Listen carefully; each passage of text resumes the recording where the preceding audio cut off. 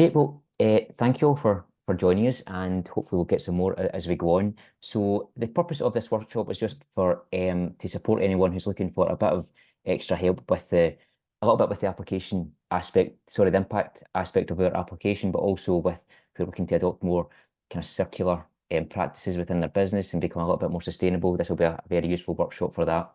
Now, we've been partnered with Zero Waste Scotland for a number of years now.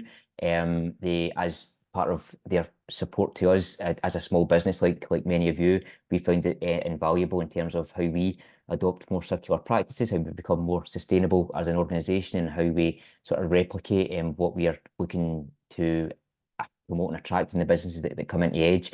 So we've found that invaluable as a partner of Zero Waste, but also as part of their partnership, they offer funding for awards within our competition, and that is in the form of the Circular Economy Edge Award, and that's up to £100,000 funding for businesses with a more circular approach to doing business.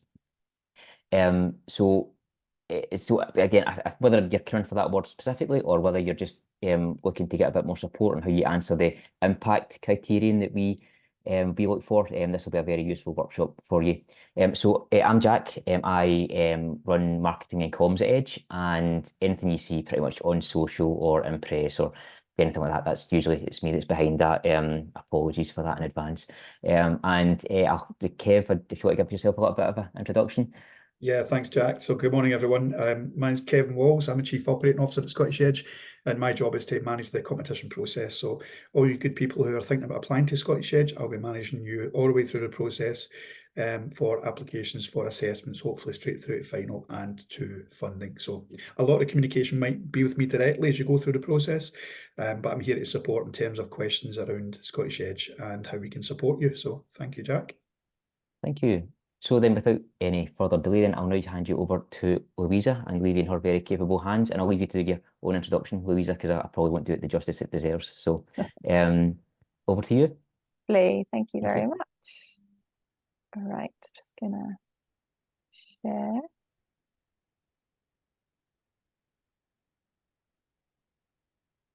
Right, hopefully you can see that okay. Well, good morning, everyone. And yeah, thank you very much for joining this Circular Economy session. My name is Louisa Coursey, and I'm one of Zero Waste Scotland's Circular Economy business support partners. So as Jack said, today's session is designed to provide a bit of an introduction to the circular economy alongside some practical examples and to inspire you to think about how you can implement circular economy in your own business. But hopefully it may also help you to recognize existing circular practices that you already have in your businesses. So perhaps encouraging you to promote that a bit more or expand on it, and how you can highlight that in your Edge application. So today's session, I'm going to go through what is the circular economy, give a breakdown of some of the 9 business models that we've identified that relate to the circular economy. And I'm going to provide lots of case studies to sort of showcase other Scottish businesses that have adopted these business models. So you can kind of see, how they're implemented, brings them to life a bit more. So I'm also going to show you some videos as well of these case studies, and just to, break things up a bit. I think we're going to do Q&A session at the end. So yeah, if you have any questions, either type them in the chat box or save them up for the end, and then we'll just cover them there. So a little bit about Zero Waste Scotland in case you haven't heard of us previously. So we are a not-for-profit environmental organisation. We're funded by the Scottish Government. We exist to lead Scotland to use products and resources more responsibly, focusing on where we can have the greatest effect on reducing climate change through responsible consumption, responsible production, and maximising value through waste. So our goal is to inform government policy, but also to motivate and assist individuals and businesses to embrace the circular economy. So what is the circular economy? I think there are lots of different phrases thrown around. You have, net zero, the green agenda, low carbon, environmental sustainability, they all mean slightly different things. But today we're focusing specifically on the circular economy, and hopefully by the end of this presentation, you'll have a really clear view of what we mean by a transition to the circular economy. And to start off doing that, I want to get you thinking a little bit differently about resources and products. So we've got this mini quiz here. Don't worry, you don't need to speak out. You can just think of answers in your head. Minimal engagement. So our first one here, we have a picture of a car. This is just a domestic car. So I want you to think how much this car is being used. So what percentage of its life is actually being used? So actually being driven rather than being parked. So we have that figure in your head. And the answer is it's parked for 92% of its life. So actually only 8% it's being used. So really quite a small proportion. The rest of the time it's just sitting there, engine off, being parked in your driveway at the side of the road. So yeah, not really maximizing its value. The second example we've got here is a drill. So similar question. How frequently is that drill being used in its lifetime? So this is just a domestic drill. How many minutes, hours, weeks, days is this drill being used? Have a kind of figure in your head. And the answer is 13 minutes. So pretty pathetic, really, when you think of the materials that have gone into that, the metals, the plastic, the manufacturing process, the packaging, the transport, the charging, like huge embodied energy, yet it's only being used for 13 minutes. So the rest of the time it's kind of obsolete. It's just sitting there being unused. And then our third example is food. So this is a figure that you've probably heard of through the news. It's a big focus of Scottish Government with the food waste target. But what proportion of food do you think is wasted? And the answer is, a third is thrown away. So from farm to fork, a third of the food we produce isn't consumed.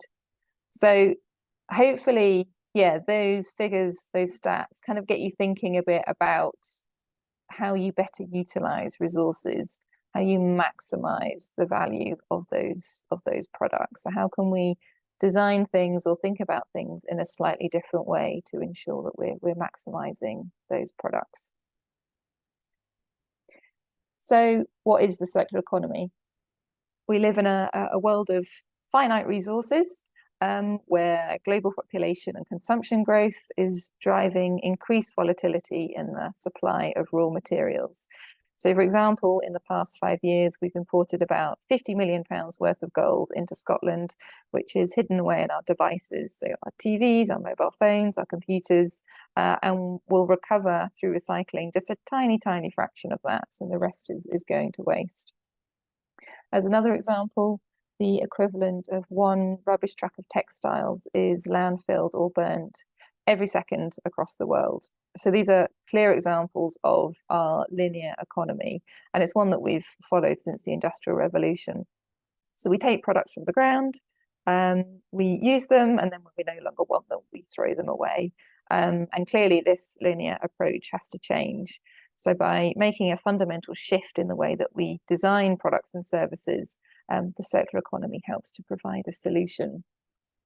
So in a circular economy, economic activity is instead based on the continuous circulation of products and materials.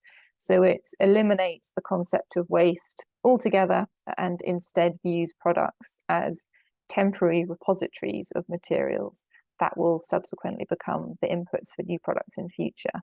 So this is quite a nice diagram that helps to explain that. So linear economy, things, just get thrown away. Recycling economy, we can extract some value from that, but ultimately the systems still aren't designed to maximize the value of those materials. Whereas in a circular economy, you're using those materials again and again and again and again. So waste is entirely eliminated. And we'll go through some examples later on to illustrate how you might be able to achieve that. So I've got a short video here from the European Environment Agency that provides a further explanation. And apologies, I have to exit the presentation to show it. There's some technical difficulties, but hopefully you'll be able to see this okay.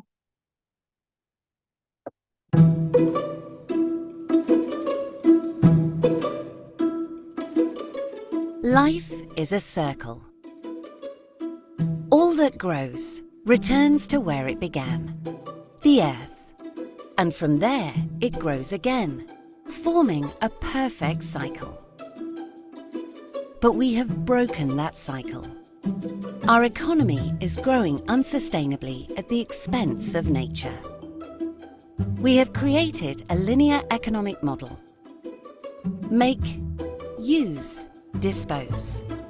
We extract millions of tons of natural resources every year and turn them into materials that we use and consume. And then we simply throw them away. But what if we designed products that we can reuse, refurbish, and repair, and only extract new resources when we really need them? We would use less new materials and energy and protect our natural wealth. Inspired by nature, a circular approach would boost the European economy, contributing to innovation and job growth, as well as reducing pollution and helping the environment by preserving our precious natural resources.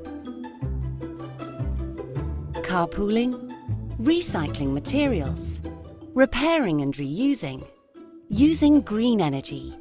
Many things we already do are part of going circular. A circular economy is possible and brings new opportunities.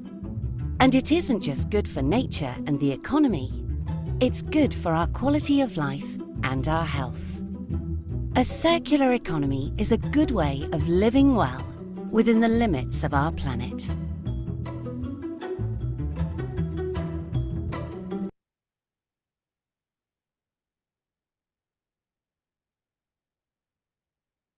Okay, so hopefully that provides a further explanation to what we mean by the circular economy. But by transitioning to a circular economy, there are a number of benefits. We've got some of them listed here. So the first one we've got is removing supply chain risks. So to provide an example of this one, we spoke to a business during the COVID pandemic who said that cardboard prices had increased by 600%, which is just, crazy increases. You might also remember a few years ago, there were challenges with supplies of CO2, which impacted the sort of abattoir businesses, drinks businesses. And then, of course, we've got huge reliance on energy, and energy costs are just, going up and up and up. So if you have a reliance on the continuous flow of materials, you are going to be open to significant price increases or even potentially supply chain collapse. So by reducing or entirely removing your reliance on these material inputs can reduce or even eliminate your exposure to this risk. Second benefit we've got is meeting customer demand. So you'll have seen climate change protests. We had the Blue Planet effect across the UK. Consumers are clearly demanding action, and businesses need to be seen to address these. Otherwise, competitors will become the favoured option. A recent Accenture survey reported that more than 1/3 of surveyed businesses couldn't keep up with consumer demand for sustainable products and services. And a further Nielsen study stated that 66% of consumers say that they are willing to pay more for sustainable brands. So I think we recognise that often these things do cost more. However, the demand is there. People are willing to pay slightly more for sort of ethical, sustainable brands. A third benefit there is maintaining custom. So the circular economy and the models that it offers, such as repair and refurbishment, allows you to retain your customers. So if you're offering leasing or community sharing models, repair and refurbishment, your customers are coming back to you time and time again. You're maintaining that relationship with them rather than someone just coming and buying one single product, and leaving you going away, you're never seeing them again. Whereas in circular models, often you're maintaining that relationship, which means you're maintaining that income, you're also, communicating with these customers and ensuring that you're meeting their evolving needs. Another benefit is new business opportunities. Companies moving towards the circular economy are opening new revenue generating possibilities. So by adopting innovative approaches, you're reaching new markets, you're diversifying your business, you're future-proofing it. And we'll talk about some examples of this in a couple of minutes. And then finally, you've got your environmental and social benefits. I'm not going to go into these, we all know what they are and the benefits of them. It's worth highlighting, however, that Zero Waste Scotland conducted some research in 2021 that revealed each person in Scotland uses 18 tonnes of materials a year, when a sustainable level would be 8 tonnes. So that's a 10-tonne difference. So a lot needs to be done to address this gap. But as a result, there's clearly a wealth of opportunities for businesses to design services and products that do help to address this gap. So yeah, I've been talking about circular business models. So Zero Waste Scotland has identified 9 different business models that could be adopted in order to transition to a circular economy. So what I'm going to do is, describe each of these, and then, as I said, give an example of a business that has adopted this particular strategy. So I think all but one local Scottish businesses. There's lots of examples out there, and we've got lots of resources to help kind of showcase what's being done out there. But hopefully these will help to, inspire you and provide, some sort of, further information about what's available and what people are doing. So the first strategy is circular design. So 80% of a product's environmental impacts are determined during its design phase. So because of this, it's vital that you think about circularity from the outset. So how do you ensure that a product can stand the test of time? So you need to consider the quality of the materials, whether it could be easily repaired or the elements can be accessed and replaced when required.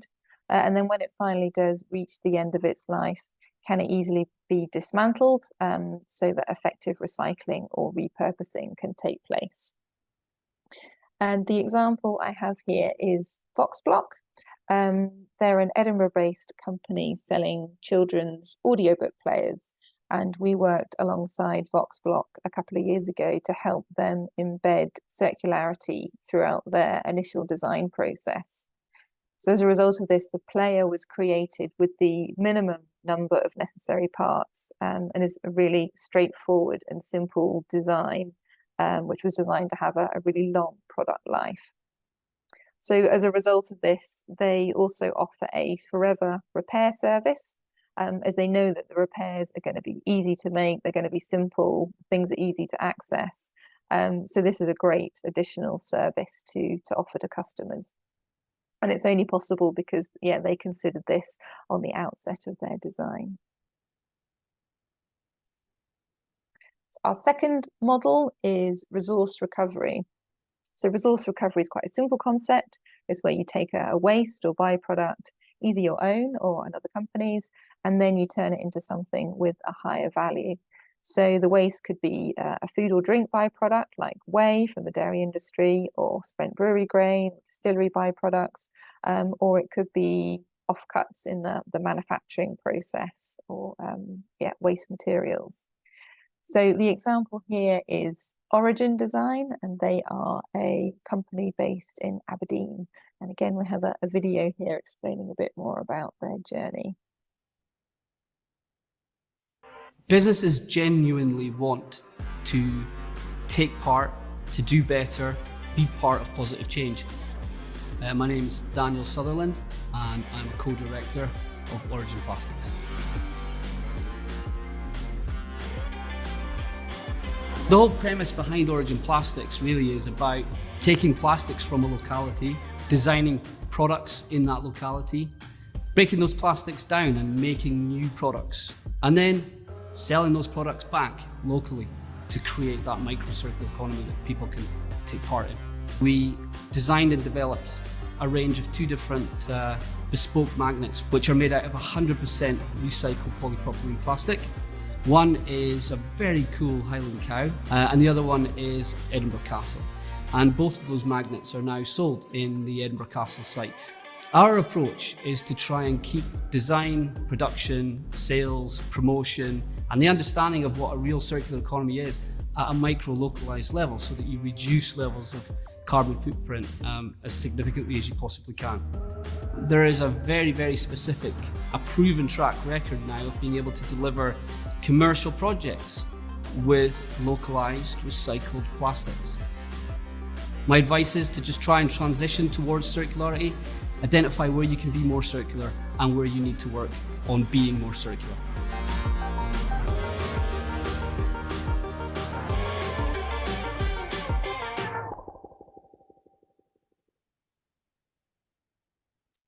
So our third business model is enabling technologies. So new technologies carry really great opportunities to transform the way that we do business, and often more circular business. So things like robotics, machine learning, big data, blockchain. There are so many different areas where technology improvements can enable or improve our economy. So I think some clear examples are things like Netflix or Spotify. So where streaming ability has removed the need for like physical DVDs or CDs. An example of robotic developments, Apple have now developed a disassembly robot which is capable of dismantling an iPhone in 11 seconds. So they're now able to easily separate the component parts as reusable materials or for recycling. A more local example is ACS Clothing, and they are a fulfillment centre based in North Lanarkshire. So they're enabling fashion brands and retailers to join the circular economy by providing the service infrastructure to transition to circular business models. So they have invested in RFID tagging systems, they've invested in ozone cleaning and robotic sorting systems, an array of different technology solutions to offer an efficient fulfillment service to a range of clothing leasing companies across the UK. So you may have heard of companies like Hire Street, even like Kilt Hire companies they work with. So they've got the technology on board that they've invested in and developed to ensure that it's a smooth process. And then by offering that service, they're helping to expand the circular economy to other businesses. So a really nice example. Fourth model is product as a service. So this strategy requires us to take a step back and ask what are really quite obvious questions. So do companies actually need a product, or is it actually the solution they're looking for? So as an example, does a farmer really need pesticides, for instance? Does a household really need a washing machine? And actually the answer to both of those is no. What the farmer wants is a pest-free crop. What the household needs is clean clothes. So the pesticides and the washing machine are just a means to an end. So as a result, it makes sense that companies could charge for the solution or the service on a potentially a pay-per-use basis rather than the actual product itself. An example of a business that has looked into this is Rhino Wash. So they are an industrial washer company based in Wishaw who have explored and embedded lots of different circular models, with product as a service being the latest addition. And we have a video here explaining that a bit more. It's quite a long video, so I may stop it halfway and see how we're doing on time.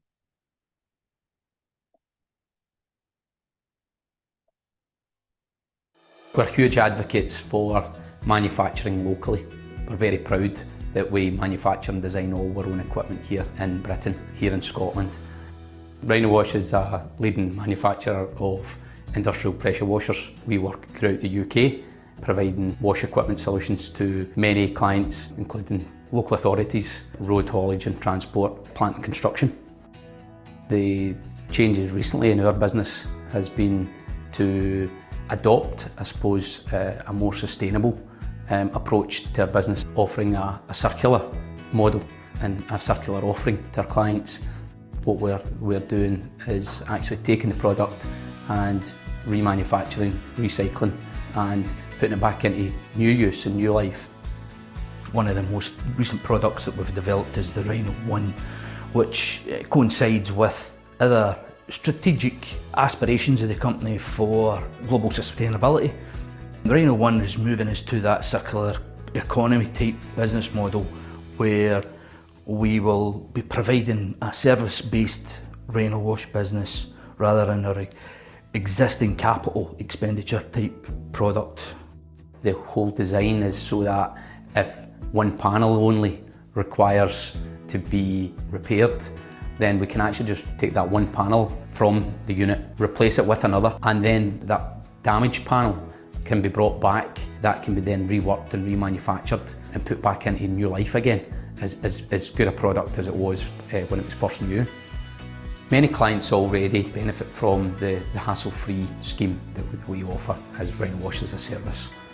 Some of the local authorities who have already taken up this offer is City of Edinburgh Council and the Highland Council. Also many private businesses, like Volvo Truck and Bus, where they have multiple commercial vehicle dealer sites across the country, and they benefit from the continual upkeep and maintenance that we offer and the evergreen model of the Rhino Wash offer. What that benefits our clients from is continued upgrade of an evergreen product that is always going to be up to date with the most modern technology, and the preventive maintenance that goes along with that is huge. The fact that we manufacture here in Britain has been excellent for the local supply chain. We try and always buy as locally as we can. That's not always possible, and we've faced certain challenges over the recent years in terms of Brexit. We're also real that not everything is currently made in the UK. We've shifted from that kind of type of manufacturing society a long time ago, but we're a strong believer in that can return strongly. Right, I think I'll leave that one there, but I can certainly share the video links if anyone wants to see the full thing. But I think what that case study goes to show is that it's not always a case of just picking one particular circular model. They've combined a number of them as it suits them and it suits their customers. So they repair wherever possible, and they remanufacture the items. They've designed it in such a way that they can take elements out and easily slot them back in again. And then they're now also offering service systems as well, rather than expecting people just to buy the units outright. So lots of different approaches. Our next model is leasing. So it's some kind of similar idea. So the leasing strategy is where customers pay regularly for the use of a product, which is then returned to the business after an agreed time span. So this means that the ownership of the product is maintained by the manufacturer and the business rather than being taken on by the customer. So the ongoing reliability and the eventual post-use value of the product becomes important to the manufacturer, which hopefully then pushes them to consider the whole lifespan in the initial design and development of the product. The example I have here, this is an English company called Whirly. I really like the idea of this one. So it's a children's toy subscription service where you can pick from over 1,000 of the latest toys. Families keep them for as long as desired at home, but then return and swap them for new toys once the previous ones are less loved or once children grow out of them. So it works on a monthly payment plan and utilizes a token system to allow people to select a range of sizes and types of toys within the subscription budget. And subscription services go really nicely with the idea of leasing. And you see them quite a lot in circular models. You might have seen recent adverts for Wild deodorant on the TV. So that's usually offered under a subscription service where you get a regular post out, mail out of the deodorant, but you're replacing it in the long-term packaging that you've got sent. So you're reusing that packaging again and again.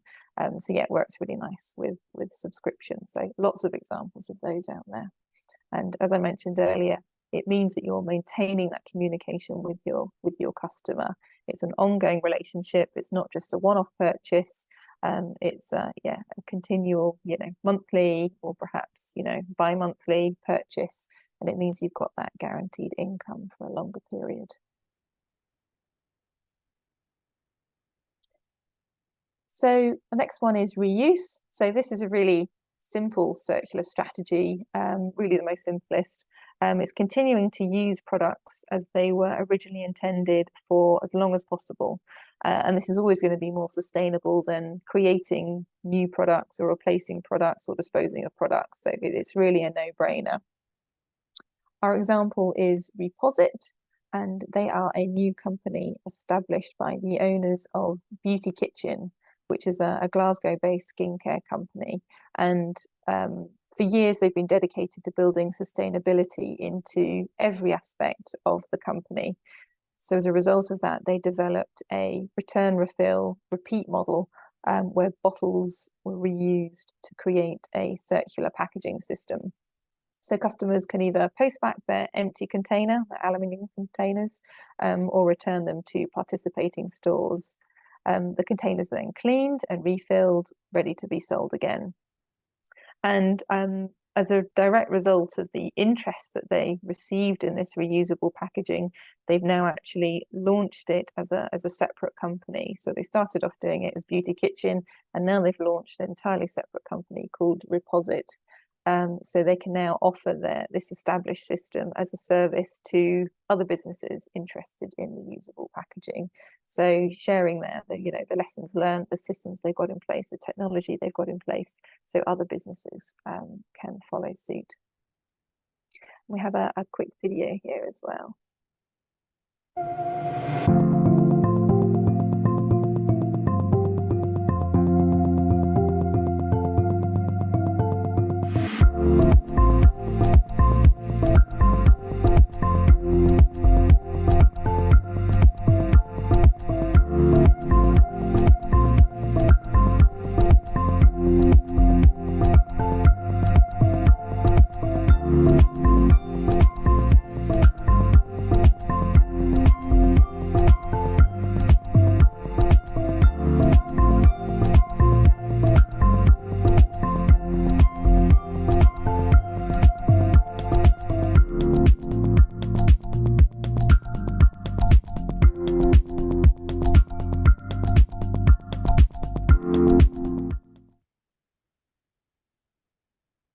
Okay, so remanufacture is another model.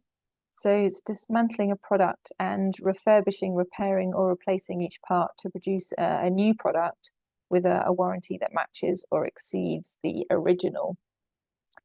Keeler is our example here. So they're an outdoor clothing company headquartered in Glenrothes.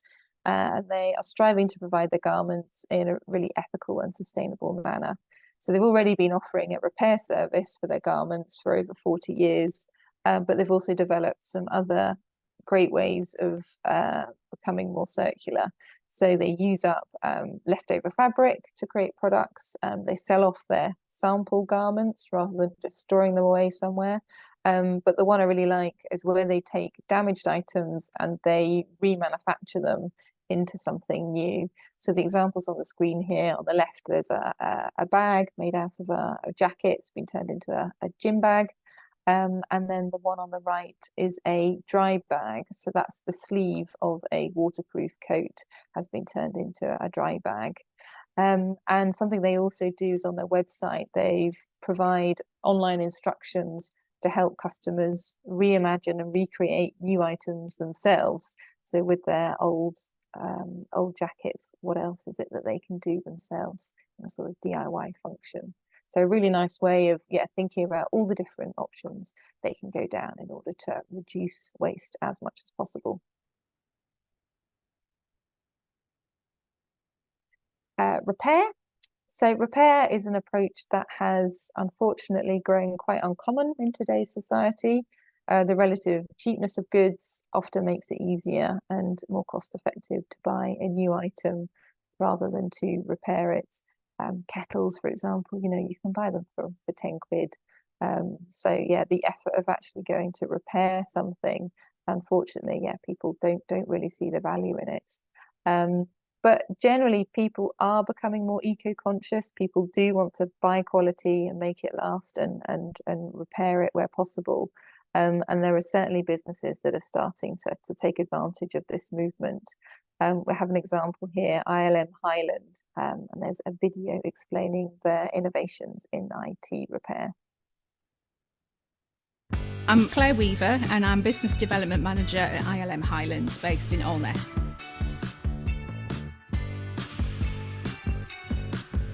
We take the waste laptops from the waste stream and we repurpose those into usable Chromebooks so that they've got a longer lifespan. So it's really helping to safeguard the environment, making use of waste resources that people are discarding and bringing those back into life. We work with Redchair Highland, based in Inverness, who provide support and digital skills and enablement to local people, and they've helped share our laptops to people that have needed them. We've managed to supply them with 350 laptops, Chromebooks, that they now use in the local community for people that need those within Inverness area, which is really fantastic. It's absolutely essential for people to have access to the internet and a device to access it with. We've found that more and more people were severely isolated without access to public access Wi-Fi, public access devices. So by providing people with their own device, it's been absolutely life-changing for some of our recipients to have that ability and not to have to worry about paying for it or affording it. You need something to connect you with the rest of the world, and although I don't use platforms like Facebook and Twitter and stuff, a lot of people do, and they rely on it a lot to keep in touch with their families and things like that, and a Chromebook is a really easy way to do it. Project was successful in saving carbon dioxide, and we managed to convert 800 waste laptops into Chromebooks, and that managed to save 26 tonnes of carbon dioxide equivalent. Zero Waste Scotland are certainly the go-to organisation to enable businesses to explore their circular economy business model options and being given with appropriate advice and support to achieve that.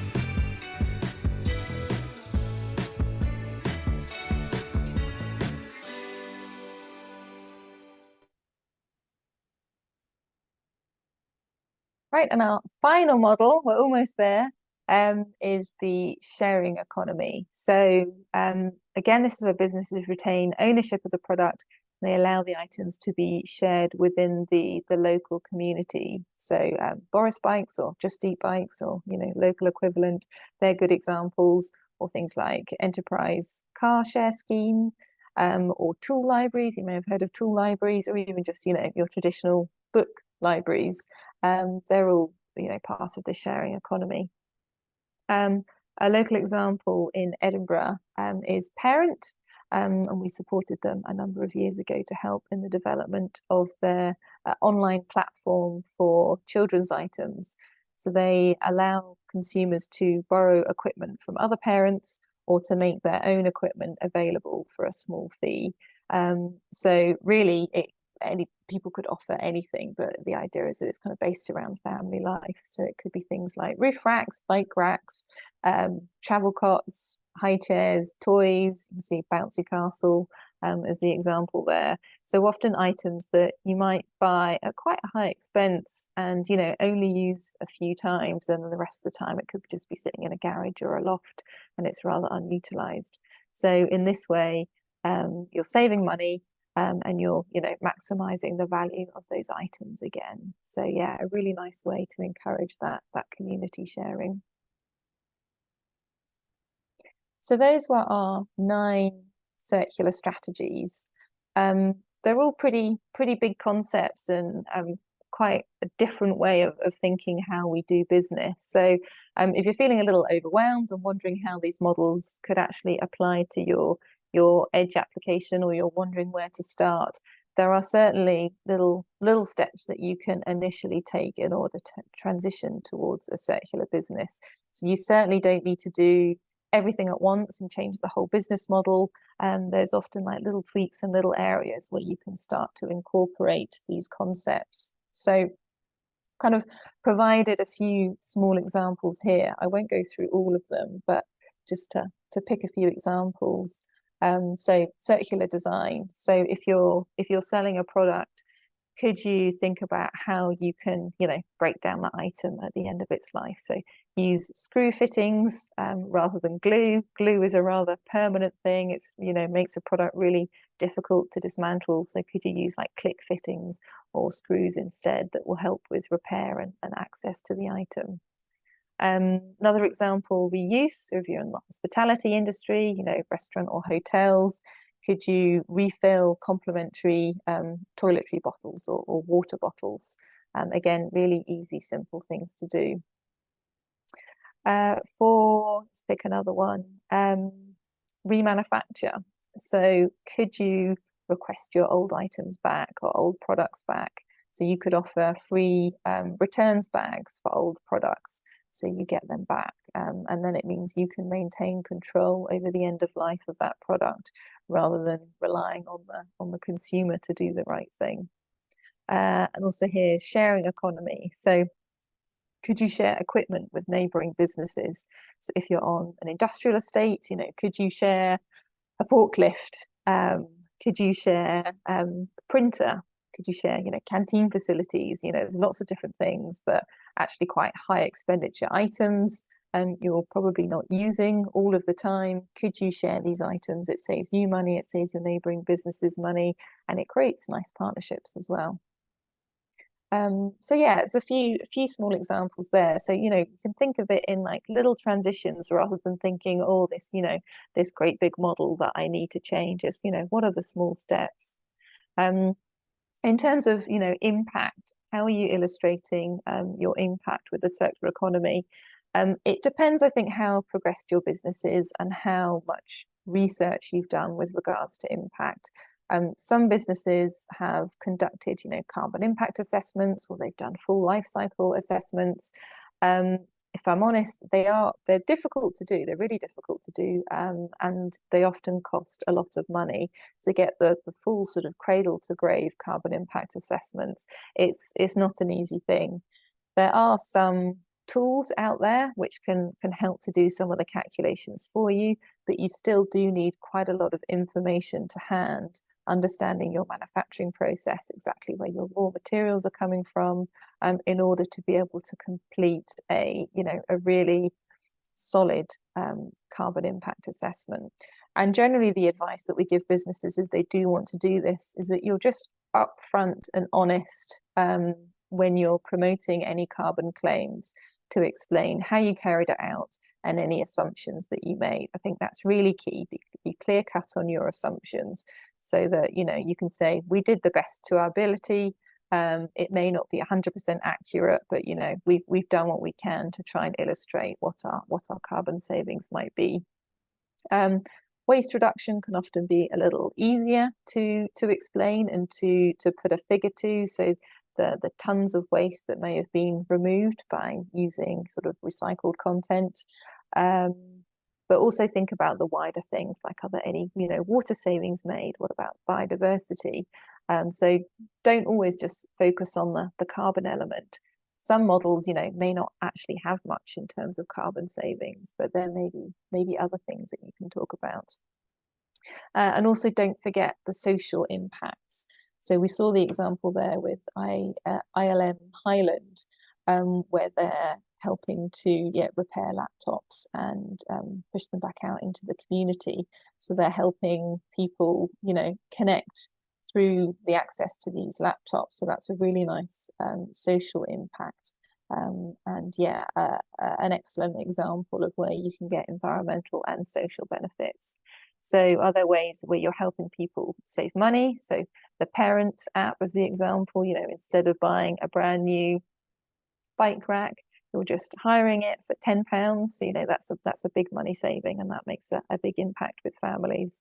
If you're donating items from a charitable sense, how many items are you donating? What is the estimated tonnage of those items?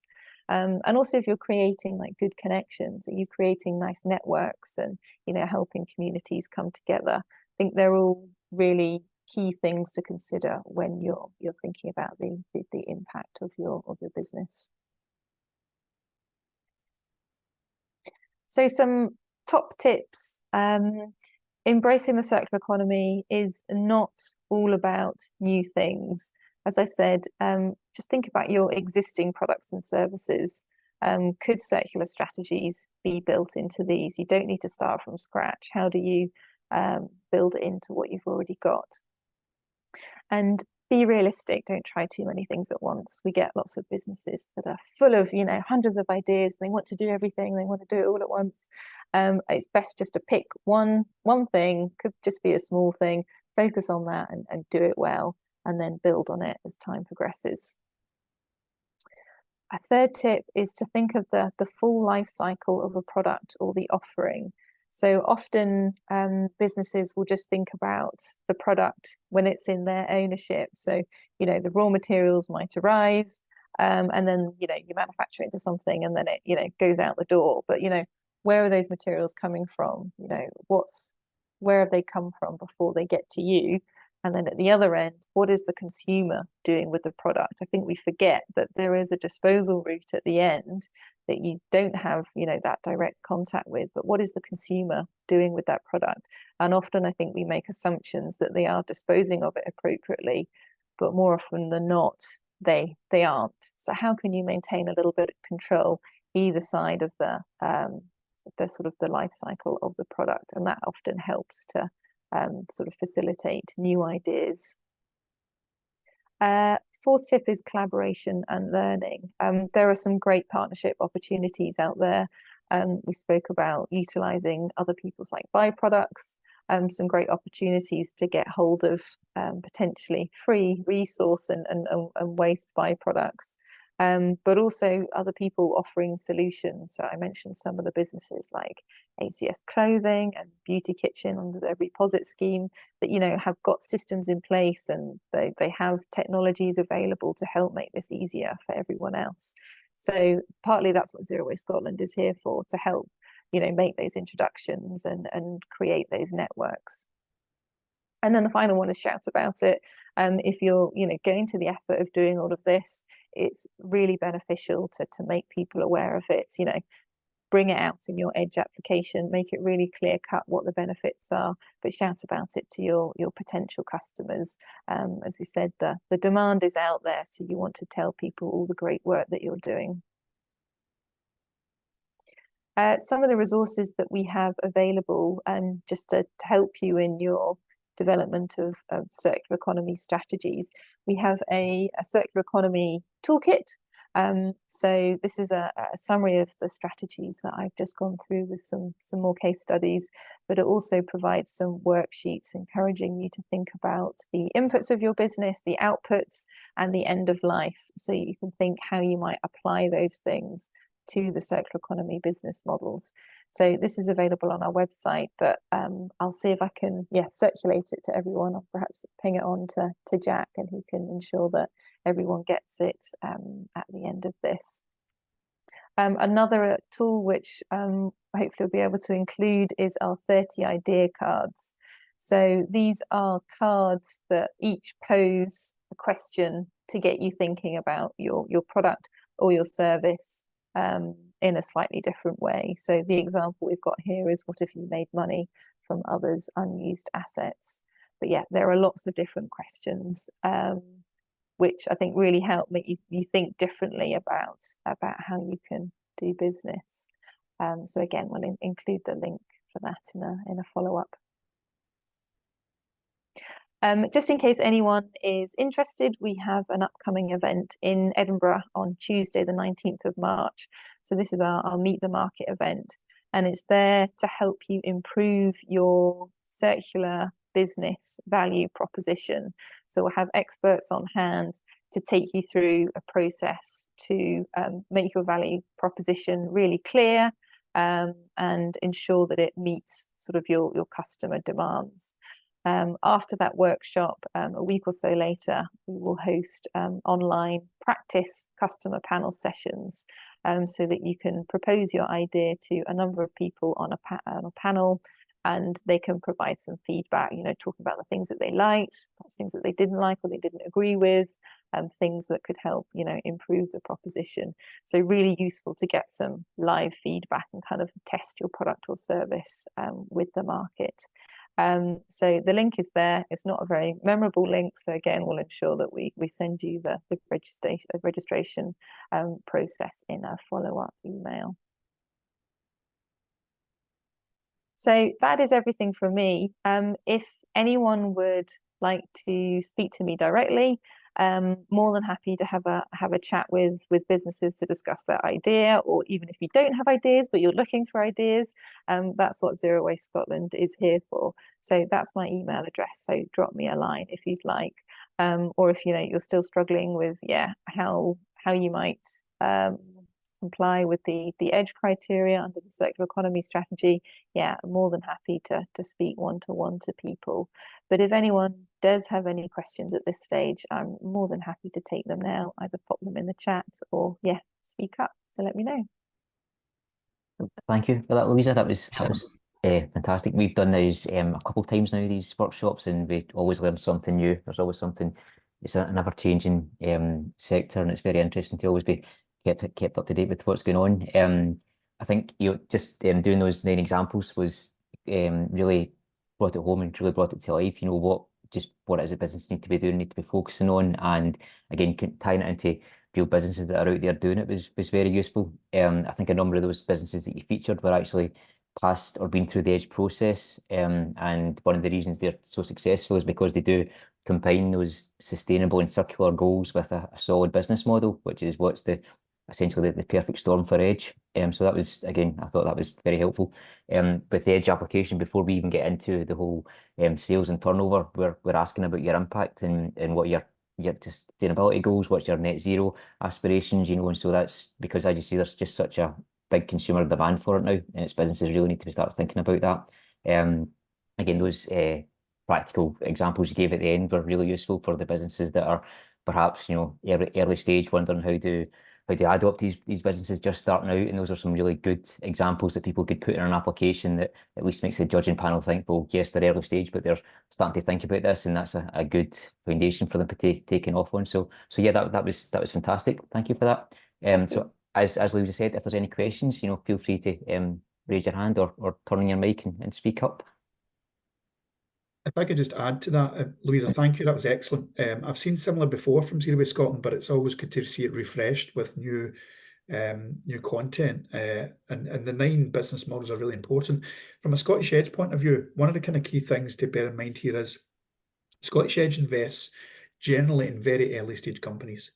So whilst getting to know the 9 business models at this stage of your business is important, now, when you're applying for Scottish EDGE, we're looking for companies that are thinking about building circular economy into the foundations of their business. We recognise that your company may be very, very early stage. It may be pre-trading, it may be early development, and we're not looking for a rounded, polished off circular economy or, you know, net zero model. That won't be possible. But what the judges are looking for is that applicants can document how they're thinking about building that into the future of their business. So right at the very foundational stages of customer discovery and MVP development and everything else, you're thinking about how you can build a model that can be circular, that can be sustainable as you build on the company as it grows forward. Because it's very difficult to build a company and then go back and change it into something sustainable. So it's about thinking about it in the early stages. So everyone, all the assessors will judge all the applications similarly, depending on the stage of the business. So we're not expecting to have a fully rounded circular economy model at first stage when you could be very early stage in trading, but at least using the language that you're thinking about it, you're considering it, you're building it into your foundations. Because not only is it going to be more important for funders going forward, so whether that be public funding, private funding, VC, and angels, they're all looking for companies to talk about how they're going to be sustainable and circular in the future. But not only that, as Jack says, consumers, customers, they're going towards brands who are thinking about their sustainability, their circular, how would they consumers are now being drawn towards brands that can clearly communicate that as well. So this is if you've not started thinking about it, then this is going to be an ever-changing, ever-learning journey of circular and sustainability and net zero in your business going forward, because that is the business landscape and that's not going to change. So the quicker you get on board, the quicker you engage with Louisa, Zero Waste Scotland, ask us the questions. You know, there's a plethora of information out there. Engage with it, ask the questions. We're here to help, and we want you guys to come into Scottish Edge and give a really strong application, especially around that impact section. You know, the circular aspect, the societal impact, the environmental impact. We want to read really good, you know, vision of how you're going to create that. So we're here to help, and please ask any questions.